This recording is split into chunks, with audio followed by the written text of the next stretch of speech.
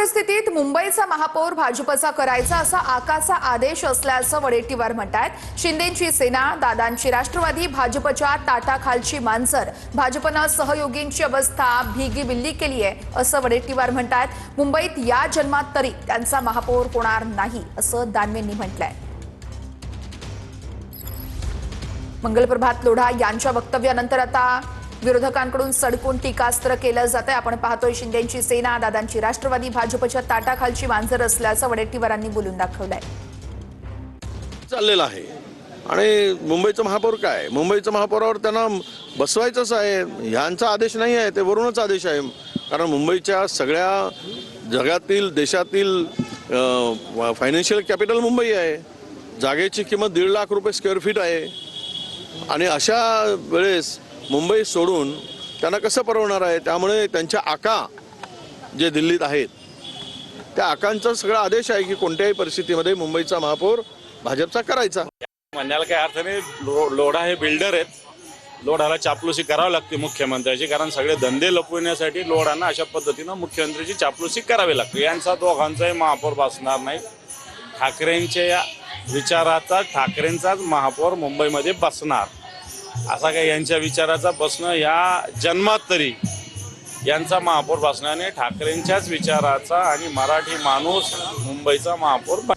इंडिगोमुळे अनेक प्रवाशांना मनस्ताप झालाय असं उदय सामंत म्हणतायत। केंद्र सरकारने यामध्ये लक्ष घातलं पाहिजे असं देखील उदय सामंतांनी म्हटलंय।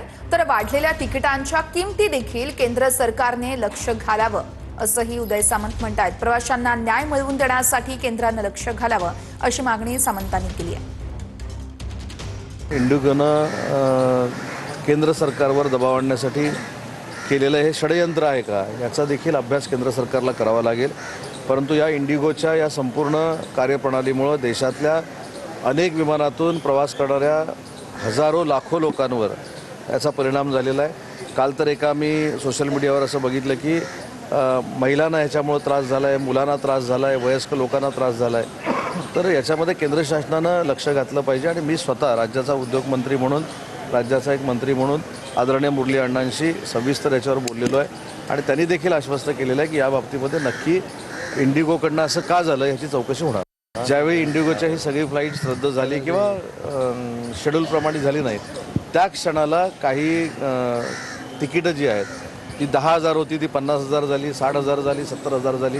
याच्यामध्ये देखील केंद्र शासनानं हस्तक्षेप केला पाहिजे आणि हा हस्तक्षेप करणं का गरजेचं आहे, कारण कालपासून इलेक्ट्रॉनिक मीडियावर किंवा सोशल मीडियावर आपण जे काही बघतोय याच्यामध्ये मिडल क्लास लोक देखील प्रचंड पद्धतीनं आहेत जी सफर होत आहेत। त्याच्यामुळे त्यांना न्याय मिळवून देण्यासाठी केंद्र सरकारनं पुढाकार घेतला पाहिजे। बातमी आता शरद पवार गटासंदर्भात आहे। शरद पवारांचा निर्णय प्रदेशाध्यक्ष सगळ्या जिल्ह्यांमध्ये कळवणार आहेत। राज्यात महाविकास आघाडी म्हणूनच राज्यात लढा, शरद पवार यांच्या सूचना आहेत। सगळ्या जिल्हाध्यक्ष आणि तालुकाध्यक्षांना प्रदेशाध्यक्ष निर्णय कळवतील।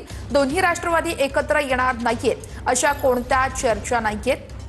दरम्यान एकत्र येणार अशा चर्चा होत्या, मात्र तसं काहीही होणार नसल्याचं स्पष्ट करण्यात आलेलं आहे। तुम्ही संभ्रमात राहू नका, त्याविषयी काहीच चर्चा नाही असं देखील शरद पवार यांनी म्हटलेलं आहे।